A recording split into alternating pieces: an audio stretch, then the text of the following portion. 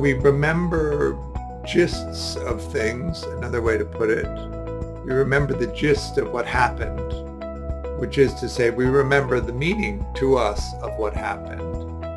It's like a setting, right? You record things in the body-mind, and the intensity of those experiences is condensed into a gist, and when you remember something, the body resets in the same intensities. And we don't remember dialogue, for instance. We remember what the dialogue meant to us, and we remember the way in which we think people speak, and we recreate in the moment the dialogue that we're remembering. It's not a video, tape of what's happened. It's a replay of what it meant to us, and sometimes we're accurate, and sometimes we're not accurate.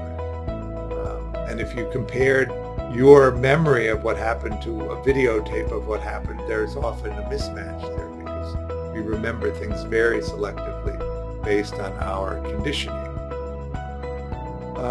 And there's a wonderful shift that you can gauge in, which is, this is what I think is going on, what do you think is going on, which is a fairly solid way to be in communication with somebody, but you can't really say, this is what happened, this is what you did, because we don't actually remember that. We remember only the meaning. Is that making sense?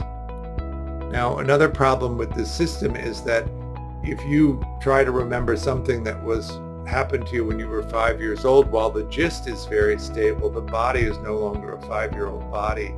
Your brain capacity is no longer what a 5-year-old's brain capacity is, and so you recreate in the current body the remembrance of the past.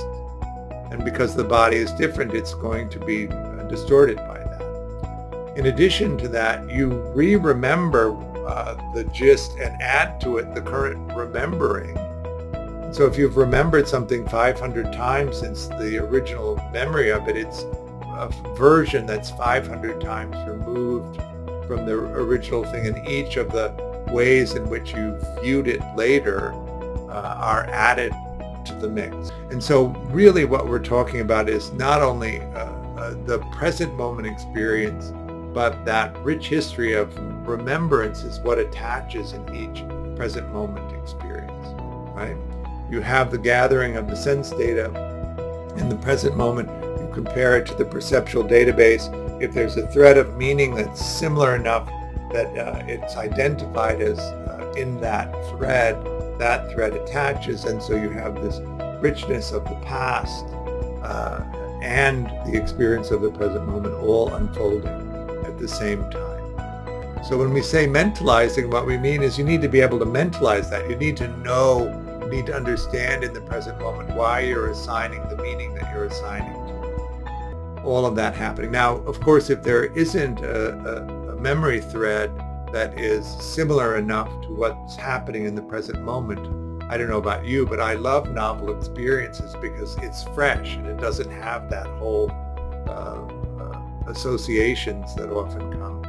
Then the imagination creates the meaning in the present moment. So you can have these fresh experiences, these novel experiences where the meaning is really generated by the imagination in the moment. One of the reasons that the ideal parent figure protocol is so powerful is it relies on that process in the body-mind of imagining alternatives so that you're not confined to the conditioning that you had before. You can create something fresh.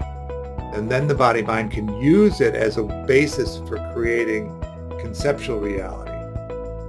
And you can develop a new thread of meaning that isn't confined to the conditioned